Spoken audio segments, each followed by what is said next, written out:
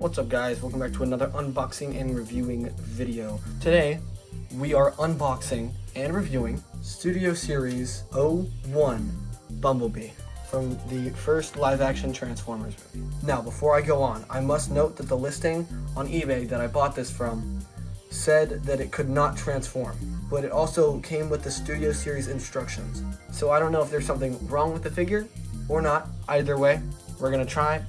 And if I don't, so what, 20 bucks wasted. Maybe I'll give it away or something, I don't know. So let's get right into it. If you watched my previous review, Diamond Select, Avatar The Last Airbender, Zuko, you would know that I finally got a knife. I don't even know if I need this. Maybe, hold on, yeah I might.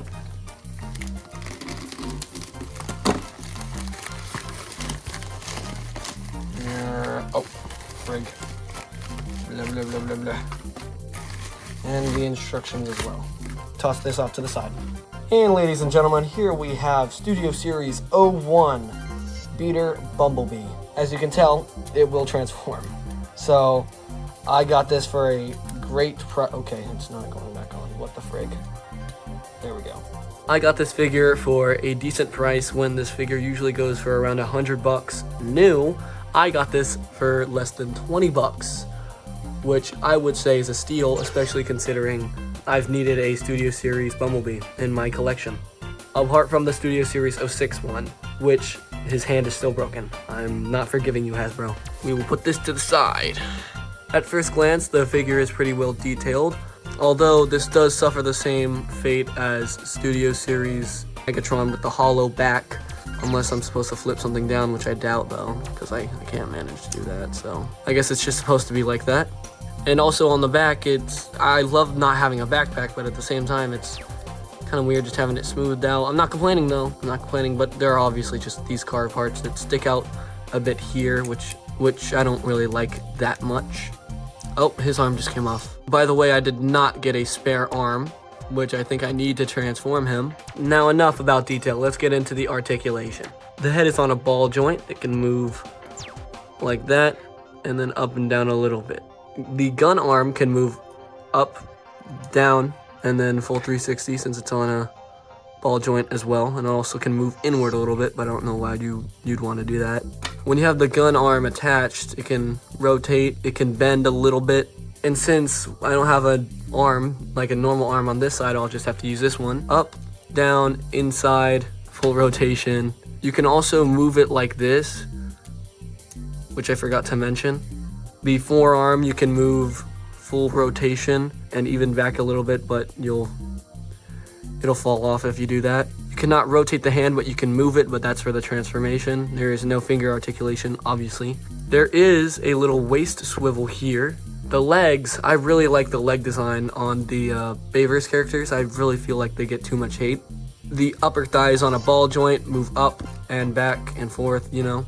The middle of the thigh, you can rotate it like this, but it is a bit tight.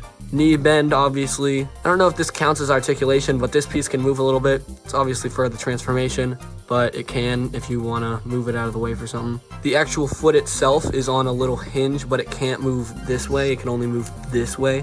The foot can rotate up and down, and then it can also, you know, adjust a little bit more to, you know, fit how you want to pose them. And all that goes for the other leg as well. I forgot to mention that with the arms, the back tire and wing per se can also move as well. And now, without further ado, let's get into the transformation. This time using the instructions. Not even a minute into the transformation, I realize I'm missing 2 pieces, and there could be more along the way. I don't know. Oh, there are. Damn, I am missing a lot of pieces. That sucks, dude. Oh my. Now I know why this is $20. Fuck. I guess I'm just gonna try and transform them like as much as I can. And ladies and gentlemen, here we have the vehicle mode. It's incomplete. So I guess we're just gonna call it a convertible for now. Until I get the piece that goes here, the piece that goes here, and the hand. So yeah.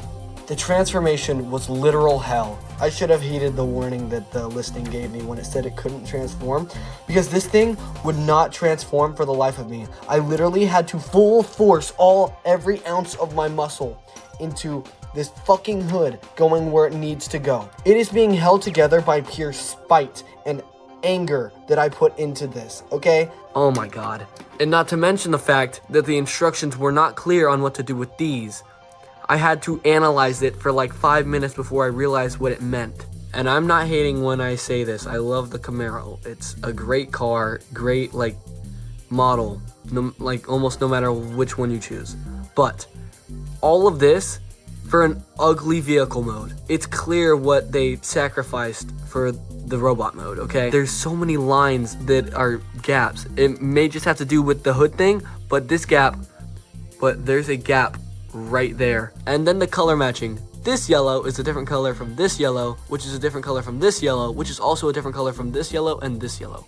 And I would be able to like get over the color matching if they did something with this stuff. The limbs are so obviously like poking out. Look at that. And I don't even think this is fully parallel to the camera. You can see that, you can see that. And you may think, well, it doesn't really matter that much. It's just a little bit of under. It doesn't roll. Oh, there we go. Now I got it. Never mind. But still, the under part, this part is ugly. You can try to bend it. It looks even worse.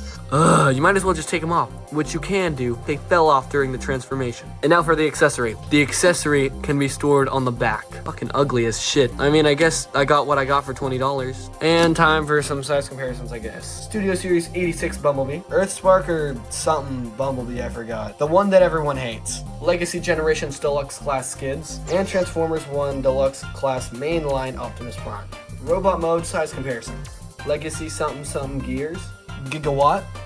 Origins Bumblebee, Huawei TW1022EX, aka Studio Series Optimus Prime knockoff. And my previous review, Diamond Select Avatar The Last Airbender, Zuko. And now time for a final review on my scales. What's up guys? Sorry to interrupt the video. I want to change my rating on my scales for this figure. It is a really good figure, okay? Let's just get down to the basics. And let's get some better lighting in here, because this lighting is not it. First off, lovely shade of yellow. I love this shade of yellow. It's the color of an egg yolk. I would eat this figure if I had a chance, okay? Although it's incomplete, and some of the paint matching is obvious, this is a wonderful figure if you get it complete. It would also be lovely if you get the spare hand included too. Which quality of the figure is wonderful. Some bits feel tad bit cheaper than others. 9.5 out of 10. Articulation, you can't really do anything. You have this, but you're not gonna stand like this, are you? That's about like the only bad thing about articulation, apart from this being limited because of this part right here. That's the only limiting factor, I would say, apart from the ball joint at the head. That is a bit disappointing. Other than that, it's an 8 out of 10. Wonderful. Accuracy, which is one of my newer scales because I keep forgetting to do like detail and stuff. Accuracy on screen, it is pretty accurate, if I do say so myself. Although when you do have the rest of the pieces that go back here, it'll look a little bit less accurate because it's a bit bulkier and it has a bit more of a backpack. I'm pretty sure it sticks out a little bit more. But other than that, it's an all-around 9 out of 10. Robot mode, wonderful, love it. Which I guess it could go with accuracy. Yeah, whatever, that'll be it. Vehicle mode, if you have all the pieces, is really good apart from the underside, which I'm going to give a 9 out of 10. Overall review on this figure, 8.5 out of 10 if you get it complete. See you guys in the next one. Peace.